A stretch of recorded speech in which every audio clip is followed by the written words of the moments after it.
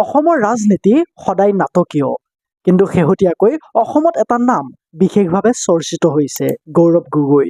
কিছুমানে তেওঁক ডেকা আৰু শিক্ষিত নেতা বুলি কয়, আন কিছুমানে তেওঁক অসমত কংগ্ৰেছৰ ভৱিষ্যত বুলি কয়, কিন্তু বিজেপিয়ে তেওঁক পাকিস্তানী এজেণ্ট বুলি কয়। এই অভিযোগ সঁচা নেকি? নে ভাৰতীয় ৰাজনীতিৰ যুদ্ধক্ষেত্ৰত এয়া মাথো আন এক ৰাজনৈতিক আক্ৰমণ? আহকচোন আজিৰ এই ভিডিঅ'টোত গৌৰৱ গগৈৰ জীৱন কাহিনী আৰু তেওঁৰ ওপৰত উঠা অভিযোগসমূহৰ বিষয়ে বিতংভাৱে আলোচনা কৰোঁ। গৌৰৱ গগৈক বুজাৰ আগতে আমি তেওঁৰ পিতৃক বুজিব লাগিব। গৌৰৱ গগৈৰ পিতৃ আছিল অসমৰ ইতিহাসৰ অন্যতম শক্তিশালী নেতা তৰুণ গগৈ ডাঙৰীয়া।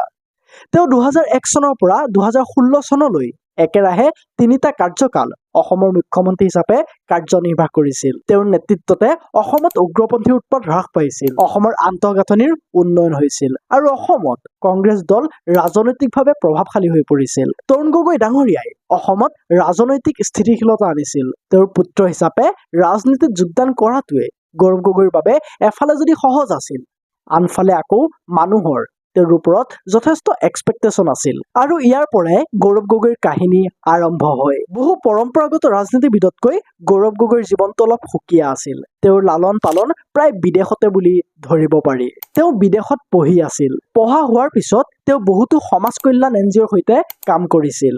ইয়াৰ পিছত যেতিয়া তেওঁ ভাৰতলৈ উভতি আহিল, তেতিয়া তেওঁ আহি তৎক্ষণাত ৰাজনীতিত যোগদান কৰা নাছিল, কিন্তু পিতৃৰ ৰাজনৈতিক উত্তৰাধিকাৰে তেওঁক ৰাজনীতিলৈ টানি আনিলে। 2014 চনত তেওঁ কলিয়াবৰ সমষ্টিৰ পৰা লোকসভা নিৰ্বাচনত প্ৰতিদ্বন্দ্বিতা কৰিছিল আৰু তেওঁ জয়ী হৈছিল।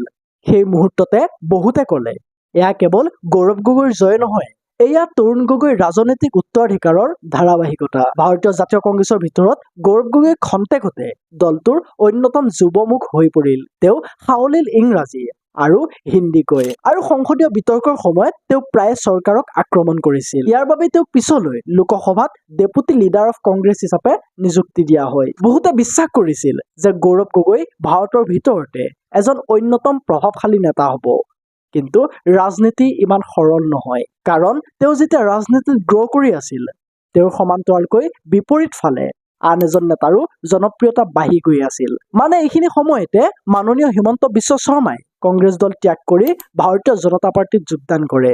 ইয়াৰ ফলত অসমৰ সমগ্ৰ ৰাজনৈতিক পৰিৱেশ সলনি হৈ গ'ল। ৰাজ্যত বিজেপিৰ দ্ৰুত সম্প্ৰসাৰণ আৰম্ভ হ'ল আৰু 2016 চনত কংগ্ৰেছে 15 বছৰৰ পাছত ক্ষমতা হেৰুৱালে। তেতিয়াৰ পৰাই অসমৰ ৰাজনীতি বিজেপি আৰু কংগ্ৰেছৰ পোনপটীয়া যুদ্ধত পৰিণত হ'ল আৰু গৌৰৱ গগৈ হৈ পৰিল অসমৰ বিৰোধীৰ মূল কণ্ঠ। এতিয়া আমাৰ মূল প্ৰশ্নটো হ'ল যে হিমন্ত বিশ্ব শৰ্মাৰ লগতে বিজেপিৰ নেতাসকলে কিয় গৌৰৱ গগৈক পাকিস্তানী এজেণ্ট বুলি কয়? কোন সঁচা, কোন মিছা? শাসক পক্ষই এই অভিযোগটো অনাৰ লগে লগে অসম তথা গোটেই ভাৰততে ৰাজনৈতিক বিতৰ্কৰ সৃষ্টি হয়। এই অভিযোগটো হিমন্ত বিশ্ব শৰ্মা ডাঙৰীয়াই ভাষণ আৰু বিভিন্ন ইণ্টাৰভিউত উঠাইছিল। অৱশ্যে কোনো আদালতে এই দাবীসমূহ প্ৰমাণ কৰা নাই আৰু গৌৰৱ গগৈয়ে তীব্ৰভাৱে ইয়াক প্ৰথমৰ পৰাই অস্বীকাৰ কৰি আহিছে। এই অভিযোগবোৰক তেওঁ সস্তীয়া ৰাজনৈতিক অপপ্ৰচাৰ বুলি কয়। ভাৰতীয় ৰাজনীতিত এই ধৰণৰ অভিযোগ নতুন নহয়। প্ৰায় ৰাজনৈতিক দলসমূহে বিৰোধীসকলক তেওঁলোকৰ পাব্লিক ইমেজ ক্ষতিগ্ৰস্ত কৰিবলৈ ৰাষ্ট্ৰবিৰোধী বুলি অভিযোগ কৰে। যদি গৌৰৱ গগৈৰ ওপৰত উঠা এই অভিযোগ সঁচা হয়, তেন্তে কিয় আজিলৈকে আদালত বা হিমন্ত বিশ্ব শৰ্মাৰ চৰকাৰে তেওঁৰ এই অভিযোগটোক সঁচা বুলি প্ৰমাণ কৰিব পৰা নাই? ইয়াৰ উপৰিও গৌৰৱ গগৈয়ে প্ৰথমে এই অভিযোগক নস্যাৎ কৰা নাছিল। এইবোৰ কাৰণেই বিতৰ্ক এতিয়াও অব্যাহত আছে। মই আগৰ ভিডিঅ'টোতো কৈছিলো, অসমত বৰ্তমান চলি আছে নেৰেটিভ পলিটিক্স, মানে আখ্যানমূলক ৰাজনীতি। ইয়াত এনেকুৱা কিছুমান মনে সজা কাহিনী বনোৱা হয়, যিবোৰ সঁচা নহলেও সঁচা যেন লগা হয়। কাৰণ এই মনে সজা কাহিনীটো প্ৰতিটো ভাষণ, ইণ্টাৰভিউ আদিত কোৱা হয়। যেতিয়া বাৰে বাৰে সাধাৰণ মানুহে সেই কাহিনীটো শুনি থাকিব, তেতিয়া সকলোৱে ভাবিবলৈ বাধ্য হয় যে এইটো চাগে সঁচা কাহিনী। সঁচা নহলে বাৰু এনেকৈ বাৰে বাৰে কোৱা হয়নে? হিমন্ত বিশ্ব শৰ্মা ডাঙৰীয়াই গৌৰৱ গগৈৰ ক্ষেত্ৰত এই খেলখনেই খেলিলে। একো প্ৰমাণ নোহোৱাকৈয়ে গৌৰৱ গগৈৰ পাকিস্তানী এজেণ্ট বুলি এটা টেগ লাগি গ'ল। ইয়াৰ উপৰিও গৌৰৱ গগৈৰ ওপৰত উঠোৱা আৰু এটা অভিযোগ হ'ল যে তেওঁ পিতৃ প্ৰয়াত তৰুণ গগৈদেৱৰ কাৰণেহে আজি ৰাজনীতিত আছে। ৰাজনীতিত থাকিবলৈ লগা একো গুণেই নাই গৌৰৱ গগৈৰ তাত। এইটো বাৰু সঁচা নেকি? তেওঁ গণতান্ত্ৰিকভাৱে নিৰ্বাচনত জয়ী হৈছিল। তেওঁ বিৰোধী হিচাপে সক্ৰিয় ভূমিকা পালন কৰি আছে। সংসদত অসম তথা ভাৰতৰ বিভিন্ন সমস্যাৰ বিষয়ে মাত মাতে। গতিকে ইয়াৰ পৰা আপুনি উত্তৰটো বিচাৰি লওক যে গৌৰৱ গগৈ মাত্ৰ পিতৃৰ উত্তৰাধিকাৰ হিচাপে ৰাজনীতিত আছে নে নিজৰ প্ৰতিভাৰ বাবে। আচলতে ক'ব গ'লে এই সময়খিনি অসমৰ ৰাজনীতিৰ আকৰ্ষণীয় সময়।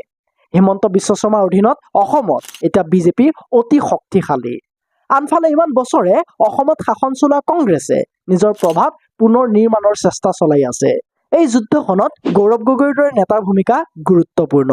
অনাগত বছৰবোৰত ৰাজনৈতিক বতাহ কেনেকৈ সলনি হ'ব তাৰ ওপৰত নিৰ্ভৰ কৰি হ'ব যে গৌৰৱ গগৈ মুখ্যমন্ত্ৰী প্ৰাৰ্থী হ'ব নে বিৰোধী নেতা হৈ থাকি যাব। গতিকে আজি আমাৰ ভিডিঅ'টোৰ মূল প্ৰশ্নটো আছিল যে গৌৰৱ গগৈ এজন পাকিস্তানী এজেণ্ট নেকি, নে এইটো কেৱল নিৰ্বাচনৰ সময়ত সৃষ্টি কৰা আন এক ৰাজনৈতিক আখ্যান। এতিয়ালৈকে যিমানখিনি তথ্য পোৱা গ'ল তাৰ পৰা এইটো নিশ্চিত যে তেওঁ কোনো পাকিস্তানী এজেণ্ট নহয়। হিমন্ত বিশ্ব শৰ্মা ডাঙৰীয়াই উলিওৱা বহু উৰা বাতৰিৰ দৰে এইটো গোকাত মিছা, কাৰণ বহু মাহ জুৰি কোনেও এই কথাটো সঁচা বুলি প্ৰমাণ কৰিব নোৱাৰিলে।